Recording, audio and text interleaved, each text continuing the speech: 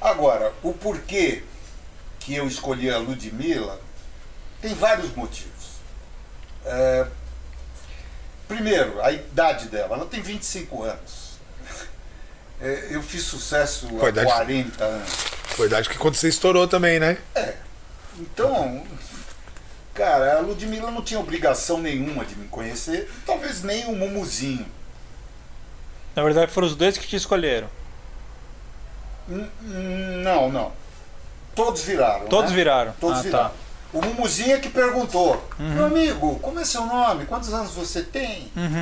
E tal. E o público se revoltou um pouco contra isso.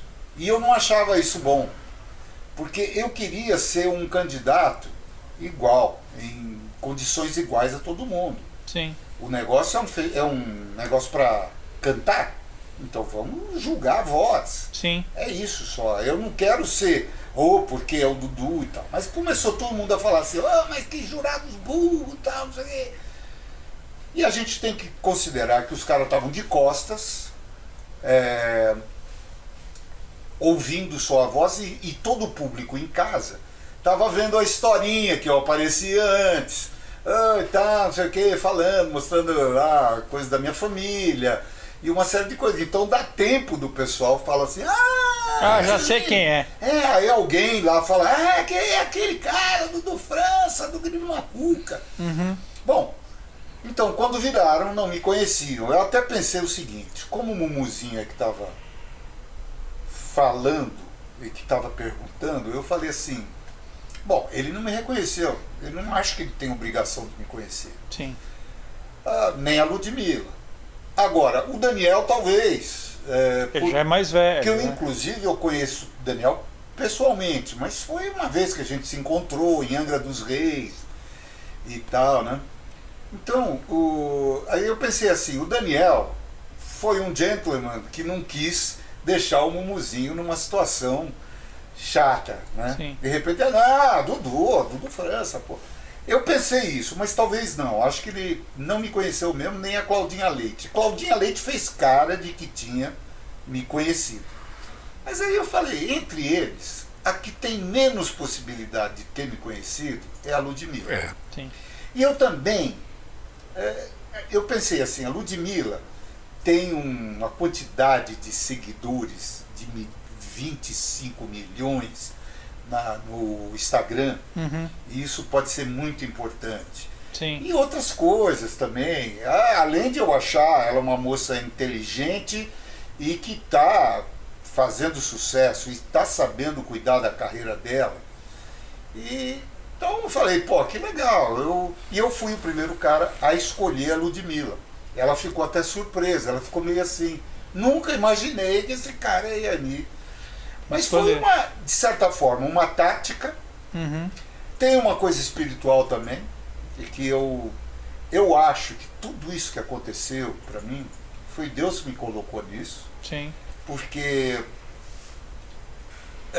Deus sabe o que é bom para nós. Muitas vezes, o que a gente imagina que é bom pra gente, não é o melhor de Deus. Deus está vendo lá na frente. Talvez se eu fosse o vencedor do The Voice, ia sair muita crítica em relação a mim, eu falar que foi marmelada, que eu não podia estar nessa posição. E eu penso até que a Globo pensou nisso, falando, a gente está botando gente aqui que já fez sucesso no passado, então nós estamos infringindo uma própria regra e tal. E acho que depois disso é que convidaram outras pessoas profissionais, como a Cláudia, do Evita e tudo mais, porque ela demorou para entrar lá. Eu acho que foi convite. E no começo, quando eu entrei lá, eu não era o Dudu França para os diretores lá. Eles são meio bitolados naquilo que eles estão fazendo. Então eles não me conheciam. Então, era assim, eu citei o meu amigo Juba, porque acho que eu não vou contar isso tudo não. Acho que começou, agora vai. Agora vai. Não, é que, assim, perguntaram, nós estamos montando um programa que vai ser de pessoal de mais de 60. Ô Juba, você que conhece todo mundo, o Juba conhece todo mundo, você possa imaginar. E os caras, eu tenho um pouco mais de idade que ele só. 1 ano e meio, ou mais que ele, qualquer coisa. Então o Juba, ele falou, Juba, quem que você me indica? E ele me indicou. Eu ia te perguntar isso, como é que chegou o teu nome lá no... Então, foi por intermédio. Do Juba. O Juba falou assim, tem Dudu França. E ele indicou 6 pessoas. Não vou nem falar o nome dos outros, mas cantores conhecidos e tal. Só fiquei eu, todos foram eliminados nas eliminatórias ali. Como? Seletivas. Seletivas, exatamente. Eu sempre esqueço esse nome. Então eu fiquei ali e para eles eu era o amigo do Juba. Eu não era assim, alguém me conhecia, mas não sabia da minha vida. E não era o que você queria, né? Então, eu queria que eu fosse um cara que ninguém me reconhecesse.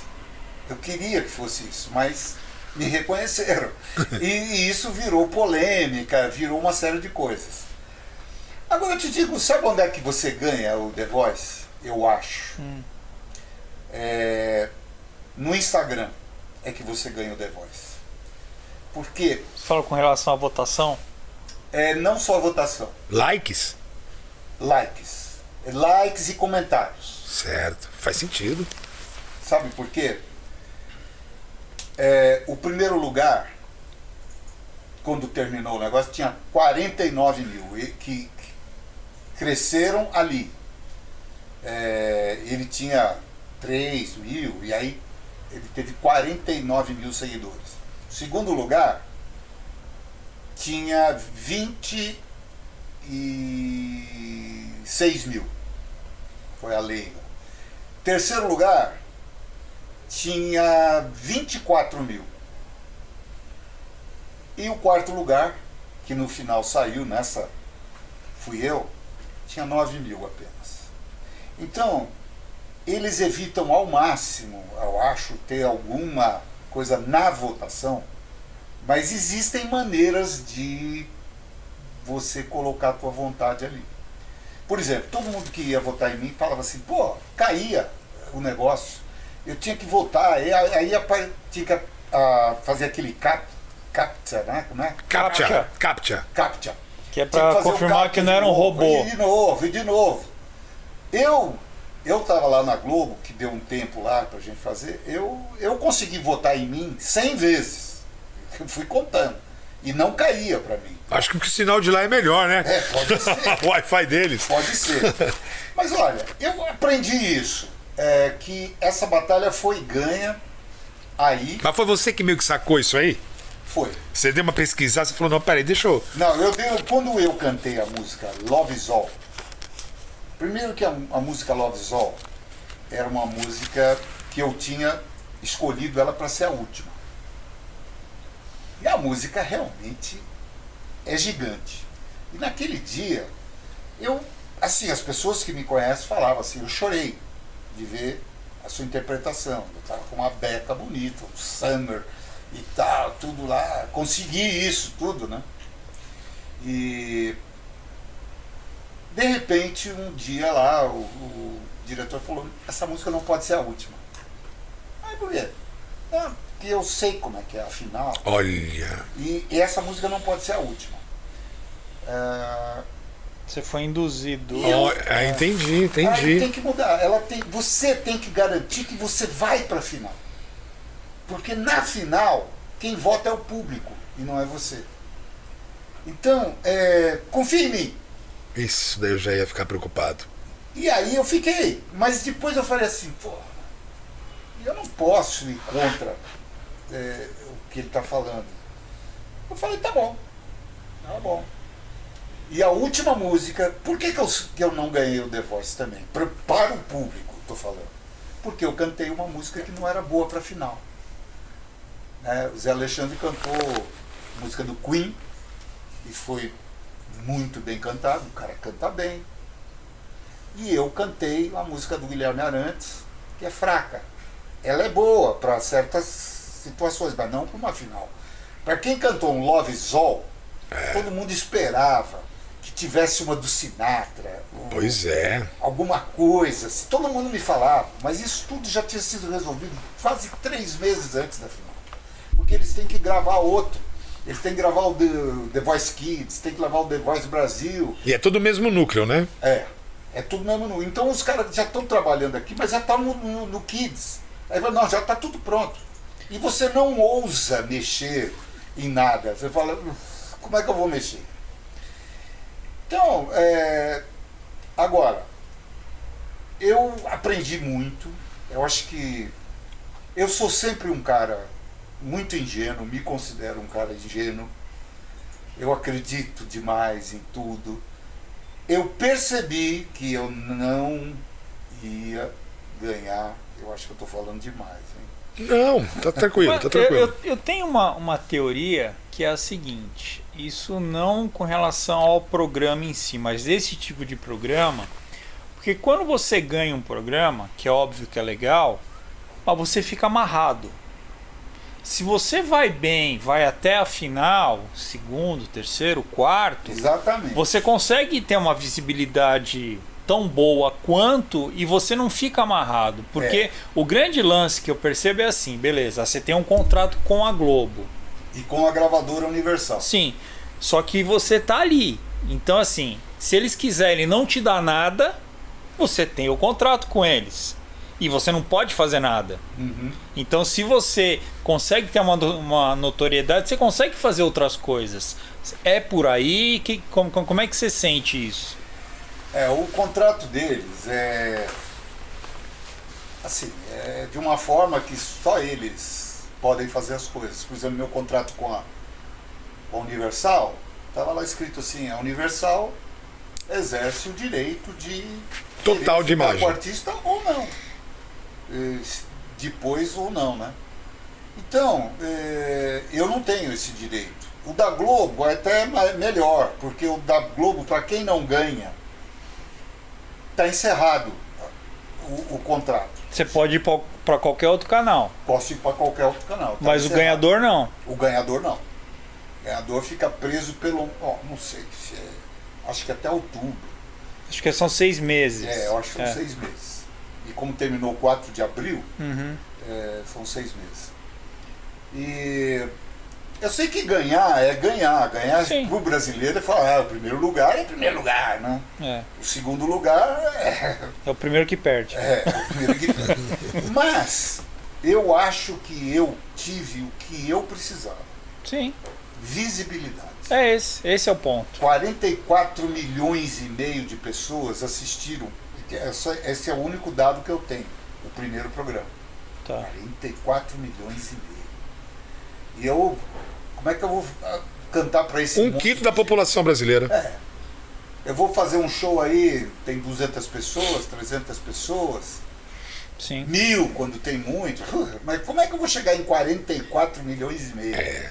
Então, o meu objetivo foi esse, além de eu me divertir e fazer grandes amizades ali com os próprios candidatos, que eu fiquei surpreso com a qualidade dos candidatos de mais de 60, quer dizer, tinha gente até de 83 ali, né? Caramba! Então, eu não esperava que fosse ser uma qualidade dessa forma. E foi um grande aprendizado para mim. Agora, quando eu cheguei, depois que eu cantei o Love Is All, que foi aquela coisa, e eu resolvi dar uma olhada na página nas visualizações The Voice Brasil. Entendi. Aí eu achei muito estranho que não tinha ninguém falando bem de mim. E aí eu falei, mas que coisa estranha. Isso é o Brasil inteiro. E não tem ninguém falando bem de mim. Quando falavam de mim, falavam assim, Dudu França não devia estar nessa competição. Ou seja, o estagiário dava um Ctrl Alt Del ali na... Eu vou mais longe. Acho que tem robô fazendo comentário. Isso é muito provável. Eu acredito que exista. E tinha uma outra coisa. Eles podem influenciar as pessoas